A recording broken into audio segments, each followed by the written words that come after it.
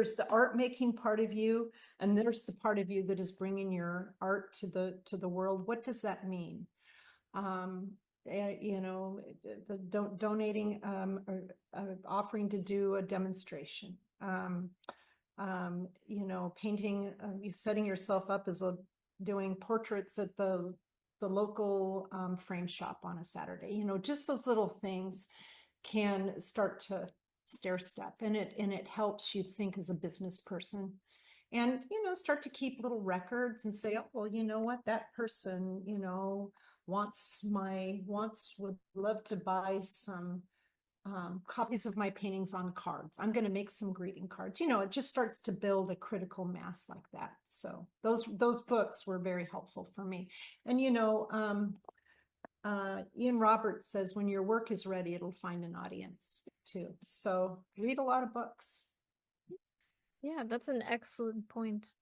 Definitely in the business side, because of course we all kind of dread that as an artist. We dread it. Yeah, the taxes and the oh well, I have to try to get maybe like a separate credit card or debit card, you know, for my expenses as an artist, just to keep everything organized, and Yes, inventory. exactly. Yeah, it's all of these Yes. little things. All the little things. Yeah, Yes. yeah, It's a but that lot. It's a definitely, lot. yeah. Oh yeah, but it definitely, like you said, it makes you take it a little more seriously. At some And level it to, does. yeah, Yes. to treat it less like a hobby, because suddenly, you know, oh, well, I gotta tell Uncle Sam, you know, that this is happening, Yes.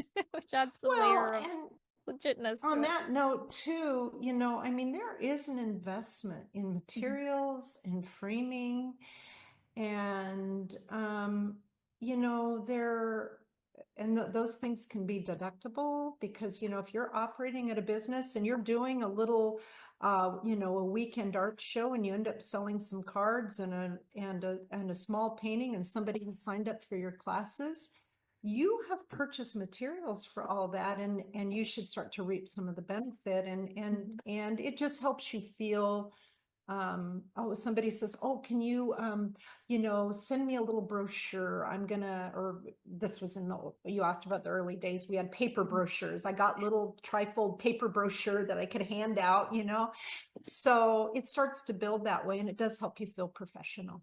Mhm. Absolutely. Absolutely.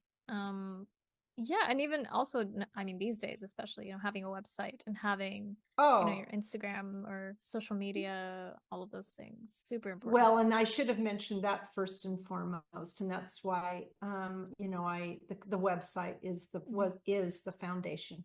That's key variable number one. So Yeah, yeah, totally. And then I also wanted to ask you, because, you know, since we're on the topic of the website, how do you use the newsletter, right? Your newsletter, to stay connected with your online audience and your collectors? the newsletter is the single most valuable thing that I use for the business, and I give Clint Watson a lot of credit for in the early days, emphasizing how significant that is. And the number one question is, just to back up a little bit, well, how do you get people in, you know, to sign up? You know, art shows, anytime you can meet people in public and invite them to do that. I know in Instagram, you can now go followers and ask them, you know, please sign up for my newsletter. You know, blogs, the daily art show that is on as part of BoldBrush, all those things, people get to know you and will sign up.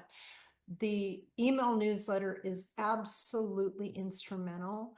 It has made all the difference for me. And how I connect is, one thing that's really important to me personally is, I really try to put myself in the mind of the reader, because I don't really want them to read kind of a boring list of, I'm doing this, doing this, doing this, doing this.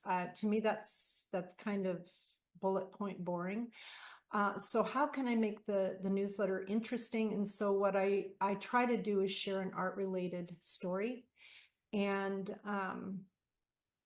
you know, my inspiration for that comes from the late Robert Genn, who formed the Painter's Keys, and absolutely wonderful man. And he wrote the twice weekly newsletters, and his newsletters were always, they were just so much fun to read because there was always a story or an idea about art making or something about business. And so I can't say that I do anywhere near as good a job as he did with those, but I did try to take the idea of just a beautiful story. And people, I've received rave reviews about my newsletter, which is very touching. But when I say, "Oh, I love your newsletter," "Oh, your newsletter, I just make sure to read your newsletter."